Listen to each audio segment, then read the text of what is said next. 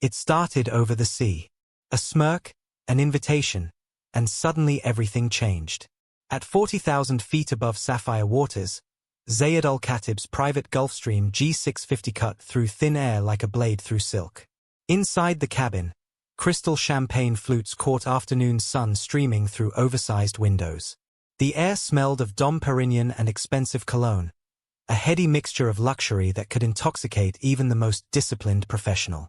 Brooke Taylor adjusted her crisp navy uniform, moving through the cabin with practiced grace as she approached the man who owned this flying palace. At 47, Zayed possessed confidence that came from owning everything he touched. Dark hair perfectly styled, touched with silver at the temples. The Armani suit fit like a second skin, charcoal gray with subtle pinstripes. His hands, adorned with a platinum Patek Philippe, rested casually on the armrest. But it was his eyes that held Brooke's attention. Dark, calculating, with intensity that made her feel like he could see straight through her professional facade. When she leaned forward to refill his champagne, he looked up with a smile that wasn't quite innocent. The eye contact lingered a heartbeat too long, crossing that invisible line between professional courtesy and something else entirely. His voice was smooth, accented with cultured tones of someone educated at Oxford but raised in the desert. He asked how a Texas girl ended up serving champagne at 40,000 feet. The question caught her off guard. Passengers rarely acknowledged her as anything more than moving furniture. She felt a flutter in her chest, part excitement, part warning. 6 months ago, Brooke had been working double shifts at a truck stop diner outside Houston. Hands cracked from constant washing, back aching from carrying trays.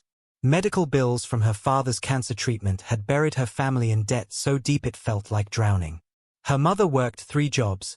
Her younger brother had dropped out of college. The escape came through a luxury staffing agency supplying crew for private aviation in the Middle East. The pay was extraordinary, the work promised glamorous, and most importantly, it was far away from the suffocating small-town life that had trapped her family in poverty. She'd lied on her application about experience, practiced service skills until her feet bled. What she hadn't told them about was the night that had broken something inside her, the reason she'd been so desperate to escape Texas. The memory still woke her up sometimes, heart racing, sheets soaked in sweat. But she'd learned to bury trauma beneath ambition, to mask desperation with confidence. In her crisp uniform, serving crystal glasses to billionaires, she could almost forget the girl who'd been powerless. "I thought I was serving champagne," she would later tell investigators. "I didn't know I was walking into a trap." Zayed Al-Khatib was everything business magazines said and more. Owner of Al-Khatib Jet Charters, he commanded a fleet of 30 aircraft serving global elites. Saudi princes used his jets for hunting trips to Scotland. Russian oligarchs flew mistresses to Monaco. Tech billionaires relied on his discretion when they needed to reach places that didn't officially exist. His office in Dubai's financial district occupied the top floor of a glass tower piercing the desert sky. Walls lined with photographs of him shaking hands with presidents, kings, and CEOs. His desk, carved from Lebanese cedar, had been a gift from a grateful head of state whose daughter his jets had evacuated from a war zone. In public, Zayed was polished marble smooth, unflappable. He spoke 5 languages fluently, held degrees from Oxford and Wharton, featured on Arabian business magazine as the Sky King, who revolutionized private aviation in the Middle East. But those who worked closely knew the other side. The way his jaw tightened when someone questioned decisions. How his voice dropped to a whisper when truly angry. The obsessive attention to detail. He personally approved every meal served on aircraft, every thread count of linens, every cabin temperature degree. His assistants learned to fear when his smile became too wide, too perfect. In public, Zayed was polished marble, one former employee would later say. In private, he was something else entirely. The charity gala at the Burj Al Arab made Dubai's social calendar. $1,000 a plate, proceeds supporting underprivileged children. The ballroom glittered with crystal chandeliers and jewelry of women whose husbands could buy small countries. Hana Al-Zayani moved through the crowd like she'd been born to it.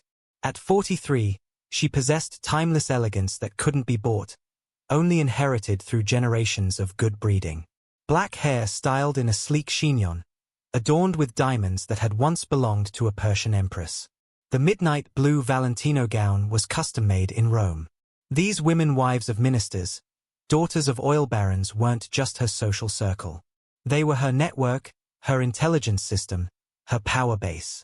Her marriage to Zayed had been 18 years of strategic partnership rather than passionate romance.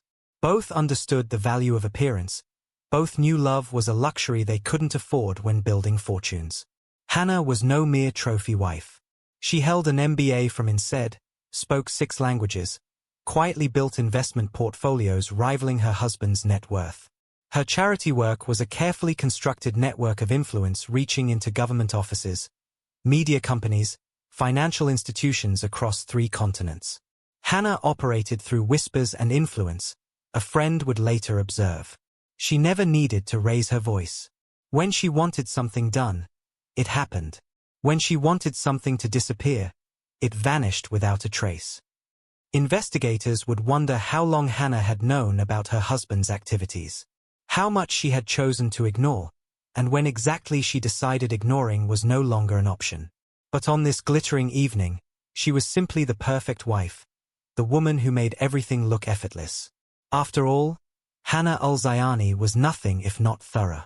3 days after that flight over the Mediterranean, Brooke received a call that would change everything. The agency coordinator's voice was breathless with excitement. Zayed Al-Khatib had personally requested her for all his future flights. Exclusive assignment, premium rates, immediate start. Other flight attendants stared as she packed her bags, their envy barely concealed behind professional smiles. The transformation began subtly. First, it was the Cartier bracelet waiting in her Dubai hotel room, nestled in cream silk with a handwritten note, "For someone who makes the ordinary extraordinary." Then came the Hermes scarf, the Louboutin shoes, each gift accompanied by messages that made her pulse quicken. The designer clothes hung in her closet like promises of a different life, one where she belonged among the wealthy passengers she served. Zayed's attention was intoxicating.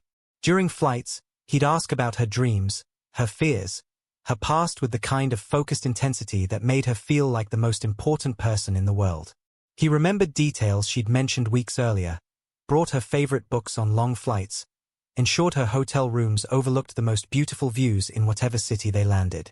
The whispered promises came between champagne sips and silk sheets in 5-star hotels across 3 continents. He spoke of a future where she wouldn't have to serve anyone, where her intelligence and beauty would be appreciated by someone who truly understood her worth. His words painted pictures of a life beyond her wildest dreams, and Brooke found herself believing every syllable. "You're different, Brooke," he'd whisper against her ear as they lay tangled in Egyptian cotton. "I see a future with you that I've never seen with anyone else." The lies he told were masterfully crafted, each one designed to pull her deeper into his web.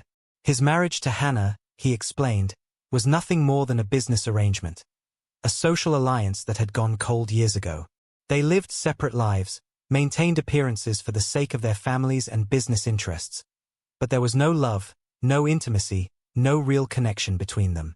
He painted Hana as distant and calculating, a woman more interested in charity galas and shopping trips than in building a genuine relationship with her husband. He was lonely, he claimed, trapped in a golden cage of expectations and obligations, yearning for someone who could see past his wealth to the man underneath. The future he promised was seductive in its specificity. A house in Monaco overlooking the harbor, where she could pursue her interests without financial worry. Travel to places she'd only dreamed of, not as hired help but as his companion. Children, eventually, raised in a world of privilege and opportunity. He made it sound inevitable, as though their meeting had been destiny rather than mere chance. Slowly, subtly, he began isolating her from other relationships. He'd schedule flights during her friends' birthdays, arrange last-minute trips that conflicted with family visits.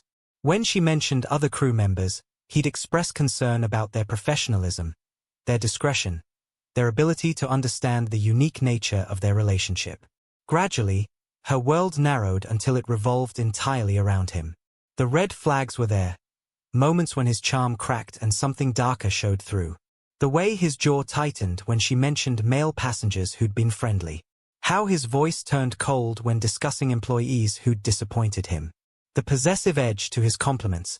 The subtle implications that she owed her current lifestyle to his generosity. But each warning sign was quickly smoothed over with apologies, gifts, explanations that made her doubt her own perceptions. Brooke fell completely, utterly, willingly. She convinced herself that what they shared was real love, the kind of connection she'd read about in novels but never experienced. The lifestyle became addictive: the designer clothes, the luxury hotels, the feeling of being special, chosen, elevated above her former life. She began to need the validation of his attention like oxygen. Her rational mind tried to warn her, but she silenced it with justifications. Age was just a number. Marriage was just a piece of paper. Love conquered all obstacles. When Sarah, another flight attendant, gently suggested that Brooke might be getting in over her head, she dismissed the concern with irritation. Sarah didn't understand what it was like to be truly seen, truly valued by someone of Zayed's caliber. Brooke wanted to believe in something bigger than the life she'd left behind. She wanted to believe she was worth loving. The fantasy consumed her completely. Meanwhile, Hana Al-Zayani was conducting her own investigation. She noticed the changes in her husband's travel patterns, the increased frequency of overnight flights, the unexplained expenses appearing on their private accounts. Her network of connections provided whispers and rumors, fragments of information that she pieced together with the methodical precision of a detective. The discovery of Brooke's burner phone in a hotel dressing room during a charity event in London was the confirmation she needed. The device contained messages, photos, evidence of an affair that had progressed far beyond casual indiscretion. But Hannah's reaction wasn't emotional, it was strategic. This wasn't about jealousy or wounded pride. This was about reputation, about the carefully constructed empire that both she and Zayed had spent decades building. For Hana, this wasn't about love. It was about survival. And she began to plan accordingly.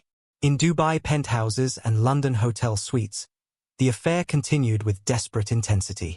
Zayed's control manifested in subtle ways: how he chose her clothes for important events, which restaurants they visited, even which books she should read to improve herself.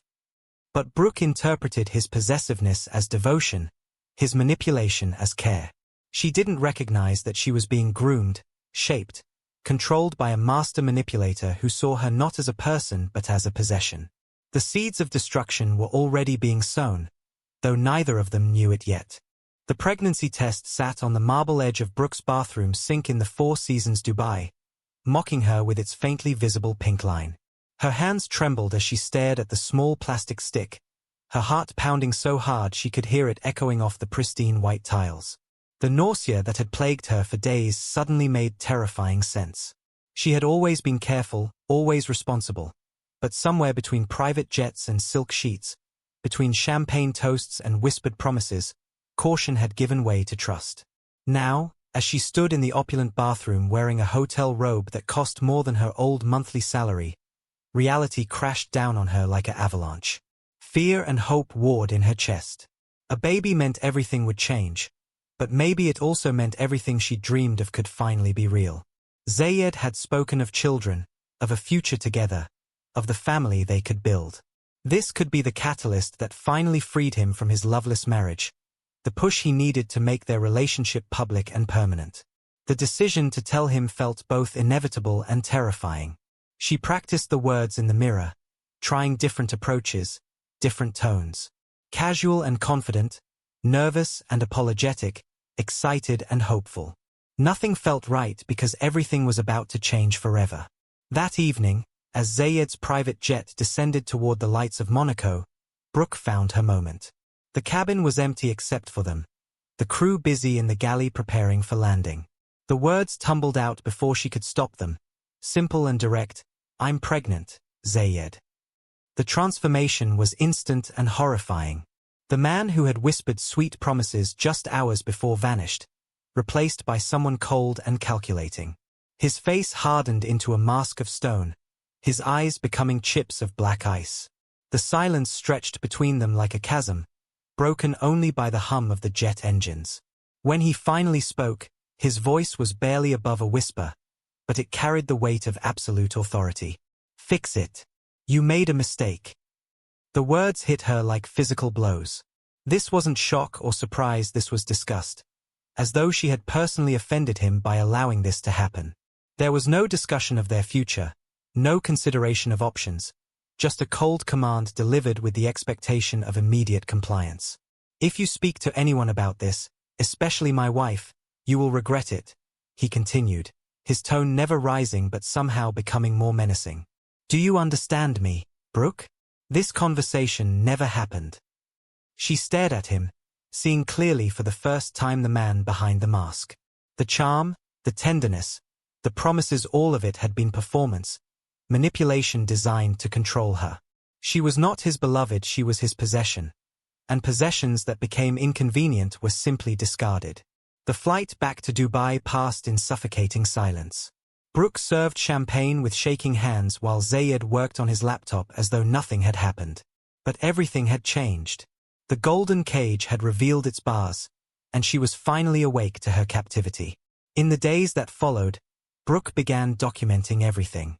Screenshots of text messages, voice recordings of their conversations, photographs of the gifts he'd given her, financial records showing the money he'd spent on her clothes and travel. She kept it all on a separate phone, hidden in a safety deposit box she rented under a false name. Her legal consultation with a European firm specializing in international employment law opened her eyes to possibilities she hadn't considered. The power dynamic between them, the isolation tactics, the financial dependency, all of it painted a picture of systematic manipulation that went far beyond a simple affair. Sarah and other crew members who had tried to warn her finally felt safe to speak openly. They shared stories of other women who had caught Zayed's attention, relationships that had ended abruptly with the women disappearing from the aviation world entirely. The pattern was clear, and Brooke realized she had been naive to think she was special. Meanwhile, Hana Al-Zayani was conducting her own investigation with the resources of someone who had spent decades building networks of influence. Private investigators, digital forensics experts, contacts in hotels and restaurants across 3 continents all provided pieces of the puzzle. She learned about the pregnancy before Zayed told her, through a contact at the medical clinic where Brooke had confirmed the test results. The information was delivered with clinical precision along with detailed reports of every meeting, every gift, every night they had spent together. But Hannah's response wasn't emotional, it was strategic. She assembled a team of lawyers, public relations experts, and security consultants. Cost-benefit analyses were drawn up, risk assessments prepared, contingency plans developed. The affair was a problem to be solved, and she had built a career on solving problems. When the line was crossed from damage control to elimination, it happened gradually, almost imperceptibly. The decision emerged from spreadsheets and probability matrices, from assessments of reputation damage and financial exposure. It wasn't personal, it was business. The ultimatum came 3 weeks later. Brooke requested a private meeting at his Dubai office, arriving with a manila envelope containing copies of everything she had gathered. Her demands were simple: acknowledge the child publicly, provide financial support, and end the charade of their secret relationship. Take responsibility or I go public, she said, her voice steady despite the fear coursing through her veins. For the first time since she had known him, Zayed looked genuinely afraid. The careful control he maintained over every aspect of his life was slipping, and they both knew it. What neither of them knew was that Hana already knew about the meeting, about the evidence, about the deadline Brooke had set. The clock was ticking, but it wasn't counting down to public exposure. It was counting down to murder. The Mykonos Charter was meant to be routine. A group of European tech executives needed transport for a 3-day conference on sustainable energy, the kind of high-profile, legitimate business that formed the backbone of Al-Khatib jet charters. Zayed's Gulfstream sat gleaming on the tarmac at Dubai International's private terminal, fuel trucks and catering vans moving around it in practiced choreography. Ground crew members went about their pre-flight checks, loading luggage and provisions for the 4-hour flight to the Greek islands. The passengers hadn't arrived yet, they were scheduled to board in 30 minutes, but the aircraft was nearly ready for departure. Maintenance logs were signed, flight plans filed, everything proceeding according to protocol. Then Brooke Taylor appeared. She walked across the tarmac with purposeful strides, her heels clicking against the asphalt, a manila envelope clutched in her right hand. She wore a simple black dress, professional but not uniform, her blonde hair pulled back severely. Several ground technicians looked up as she passed, recognizing her from previous flights but surprised to see her when she wasn't scheduled to work. Ahmed, the senior ground technician, watched nervously as she approached the aircraft. Something about her demeanor suggested this wasn't a social visit. The tension radiating from her was palpable, and when she stopped near the retractable stairs leading to the cabin, he could see her hands shaking despite her composed exterior. Word spread quickly among the staff that something was about to happen. Conversation stopped, and all eyes turned toward the confrontation that was clearly brewing. Zayed emerged from the cabin, alerted by his pilot that Brooke had arrived unannounced. His face was a mask of controlled fury, but he maintained the appearance of professionalism as he descended the stairs to meet her on the tarmac. The distance between them crackled with unspoken hostility. "You shouldn't be here," his voice carried across the space between them, low but audible to anyone paying attention. Brooke held up the envelope, her voice stronger than anyone expected. "We need to discuss our situation. Publicly." The argument that followed was heated but conducted in hushed tones, both of them aware of the audience of airport workers pretending not to watch. Zayed's desperation was becoming visible despite his attempts to maintain control. His carefully constructed world was crumbling, and everyone could sense it.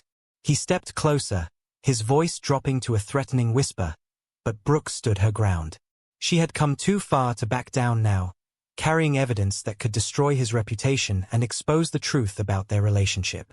The envelope in her hand represented months of careful documentation, and they both knew its contents could change everything. The moment stretched taut like a wire about to snap.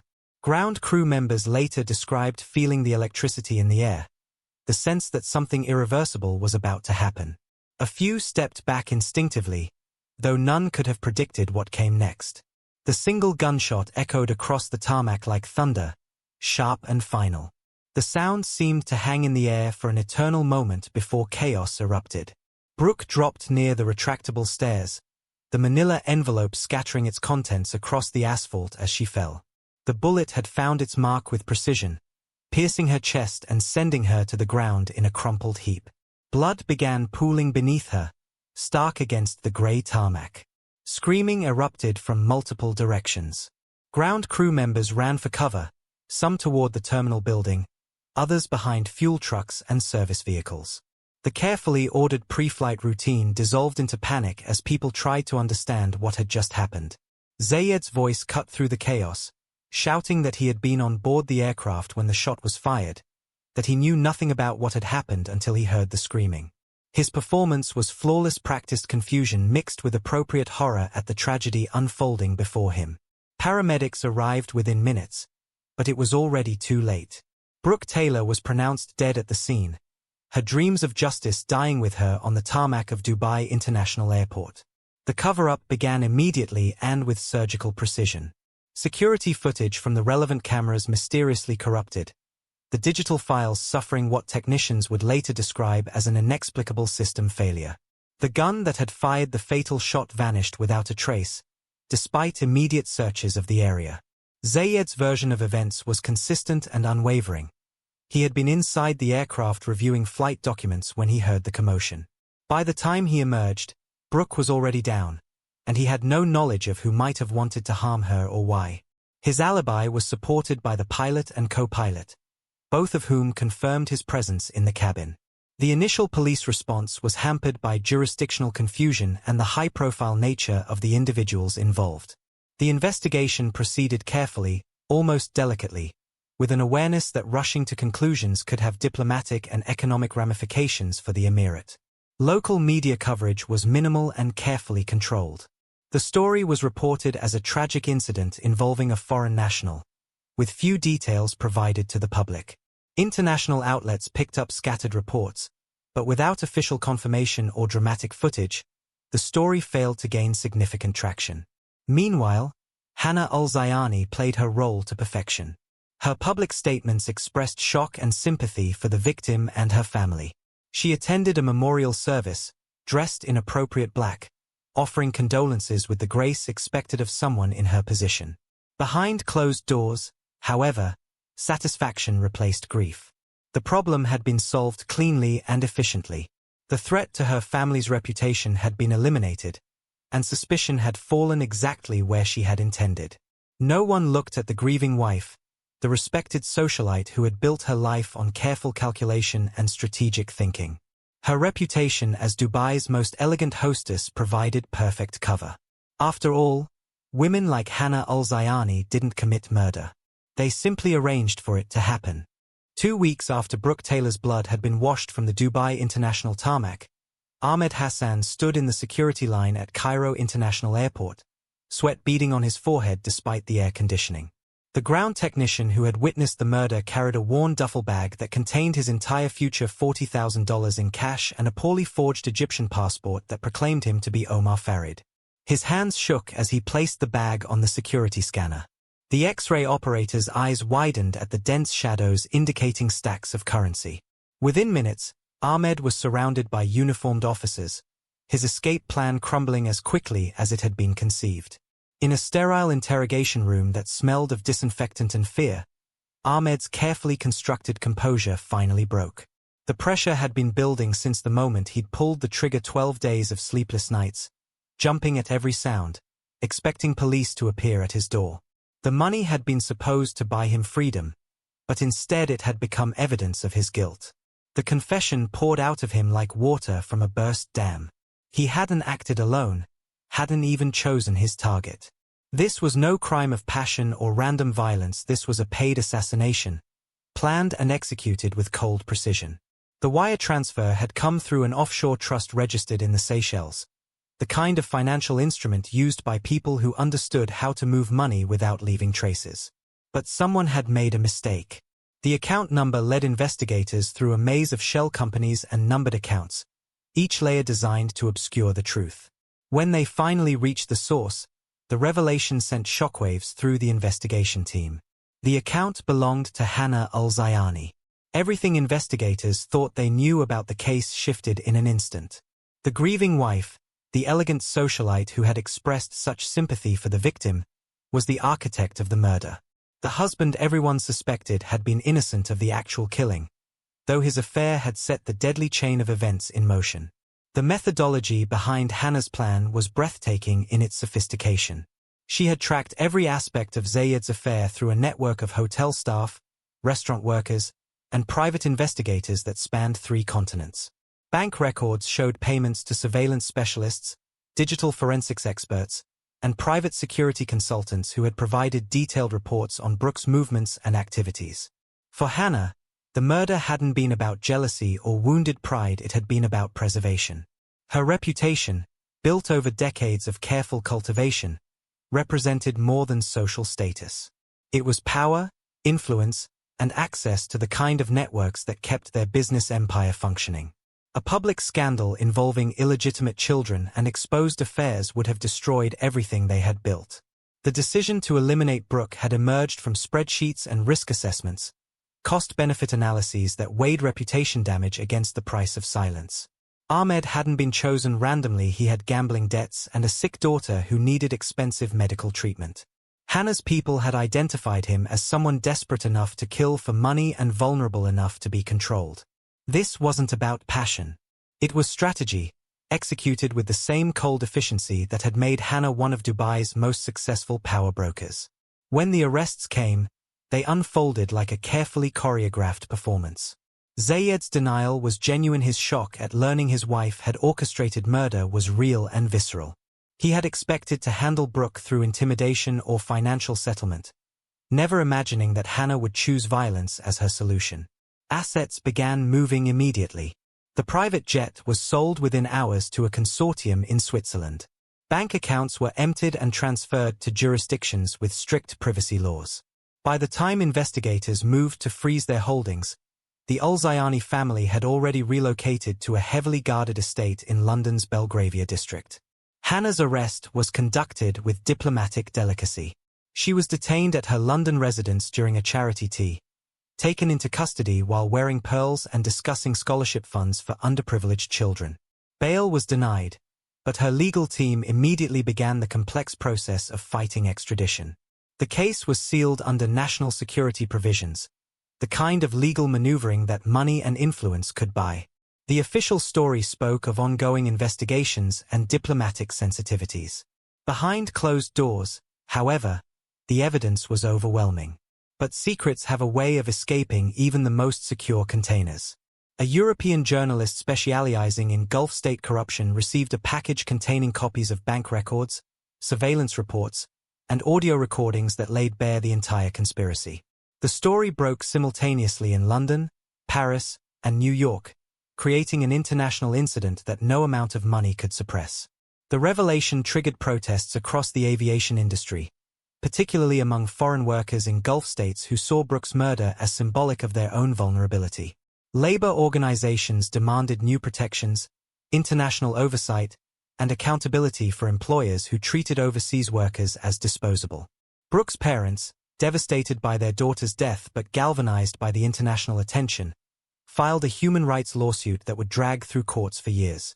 Their attorney, speaking at a press conference outside the London courthouse, held up a photograph of their daughter in her flight attendant uniform, young and hopeful and alive. The image became a symbol carried at rallies and protests, printed on banners demanding justice for foreign workers whose lives were deemed expendable by wealthy employers. Brooke Taylor's name was no longer just that of a murder victim. It represented everyone who had been silenced, intimidated, or destroyed by people who believed their money placed them above consequence. But justice, as Brooke had learned too late, remained elusive. Wealth had not prevented the truth from emerging, but it continued to delay accountability. The fight for justice would continue long after the headlines faded, carried forward by people who refused to let her death be forgotten. In the end, Brooke Taylor had wanted to believe she was worth loving. Instead, she had proven she was worth remembering.